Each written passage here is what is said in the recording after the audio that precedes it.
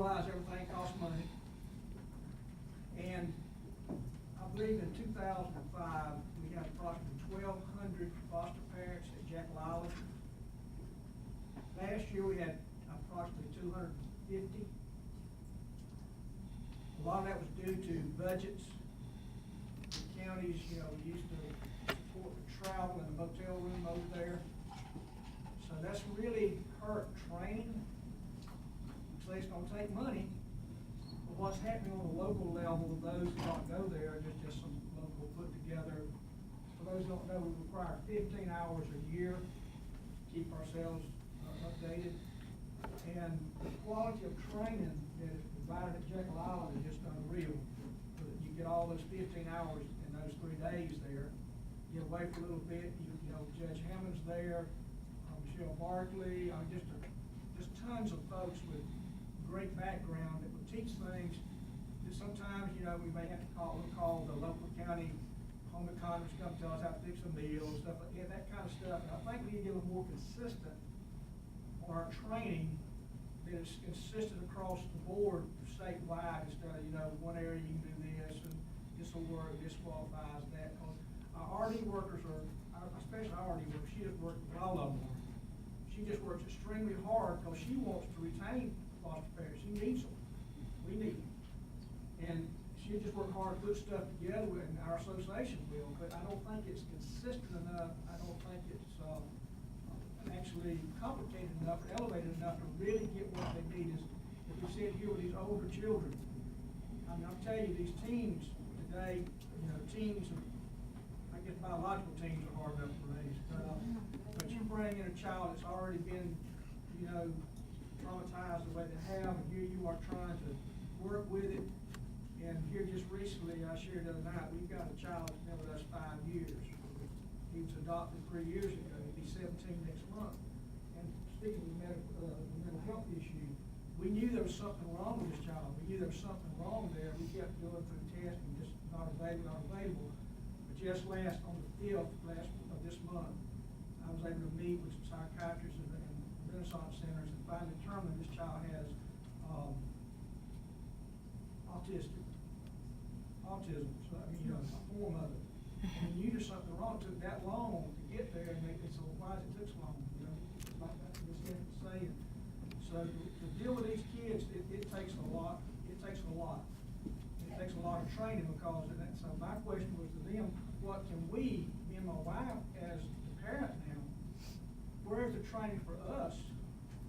So they gave us, this door of opportunity to go and get it, so we can train together. We got to know how to deal with it as well as him dealing with it. So that's a very complicated issue. With the Foster Parents Association being a nonprofit, this is a good opportunity to be looking for ways to do the grants and to fund the training, because I see that as something that people would want to fund. Implicit in our work, and it's the piece that I see missing in our recommendations, is a whole topic on mental health. Because with 70% of the children in foster care having been diagnosed with some form of mental health issue, those are just numbers too big to ignore. The other issue that we also have for foster families that are adopting, our youngest children who come out of, highly abusive, traumatic situations, you can't get a mental health diagnosis if they're under 4. So you've either got to pay for it out of pocket or find a not-for-profit that's willing to do that for you. And so this to me is a significant issue, and it's one where we need to engage the Department of Mental Health. But I think there needs to be something that's very explicit about how we're going to go about this. I think it's one of the single biggest factors we've got that affects permanency. It affects what happens to these children in school. I mean, it's just it permeates through everything. I don't know, Bobby, if you want to. There is a nonprofit called A Home Within that is willing to recruit therapists to be lifetime therapists for our children, and that might be an avenue for us to look at to support better mental health. But I would say that it's more than just the mental health of the children. 2/3 of our parents that we're dealing with also are suffering from some form of mental illness, and the lack of a system and the lack of community-based services, the lack of quality control is absolutely filling our courts and filling our jails. And I can't echo enough how much we need help. We can't jail our way out of the mental health issue. No, but we've tried. So you're hitting on all the right things. The issues that we're talking about here are all community issues. And if we try to solve this within DFACS all on our own, we're making a major mistake. By the time children and families get to DFACS, they're in the deep end of the pool and can't swim. And what we really need to be doing is working long-term to develop a system of care throughout the state that addresses mental health issues, health, education, and the involvement of the community in children's lives. So if we complete this work and have done nothing but create a child welfare system without creating the linkages that are necessary to link our parents and our children to the services needed, then we've made a major mistake. And so the practice model that we are considering right now actually takes into account those things and really looks even beyond the principles through which we practice. It considers the appropriate treatment modalities, the trauma-informed assessments that are needed in order to be able to do a better job. I think as a department, we have tried to do better in selecting treatment providers, but I was recently in a court hearing and heard a provider testify that one of the children in our care was receiving a therapy that is recommended, strongly recommended against by all of the major mental health associations, child and adolescent psychiatry associations, and we're paying for it.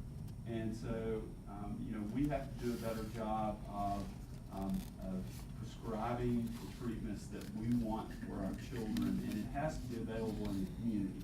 So us prescribing it by ourselves and not linking that to DBHDD and their plan and DCH and the plan for providing health and mental health services is only a partial plan. So we really have to work on the things that the council is recommending right now. These are perfect, but we can't stop at that. We've got to build a larger system of care. If we fail to do that, we fail overall.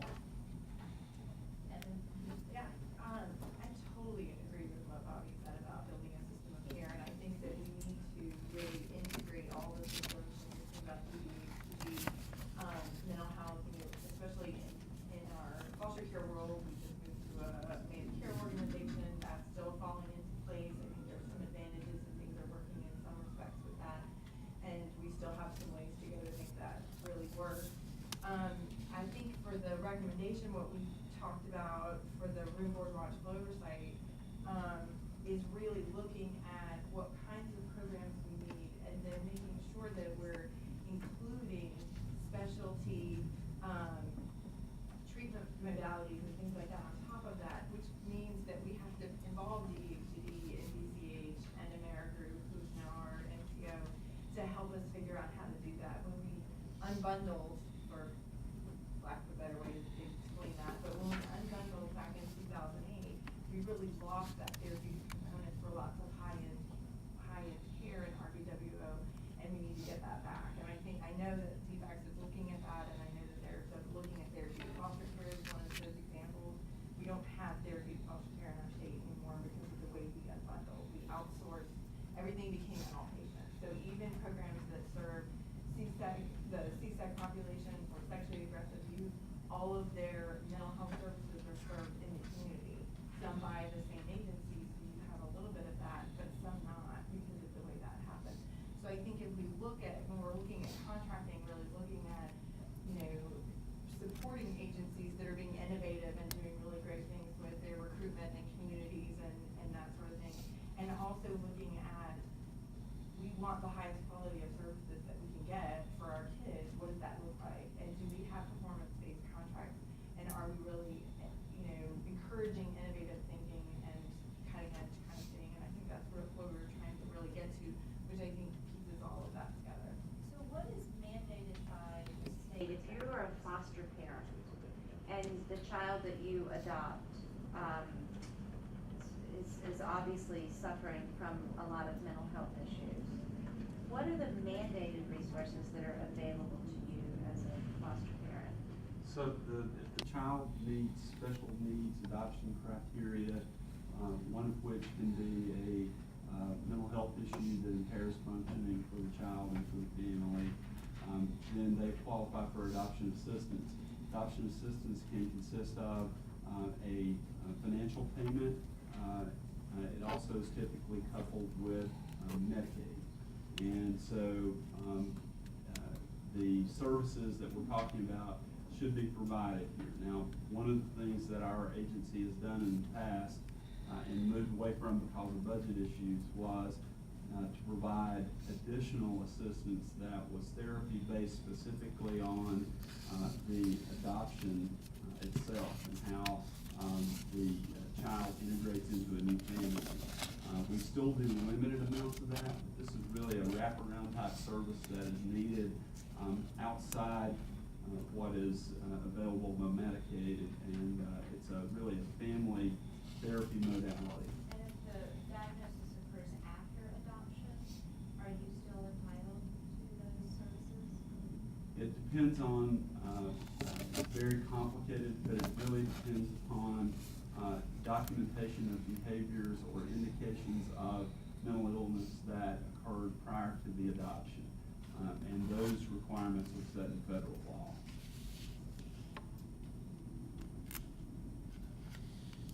Well, this is a very exciting time because this is a very talented group of people that have made some excellent recommendations.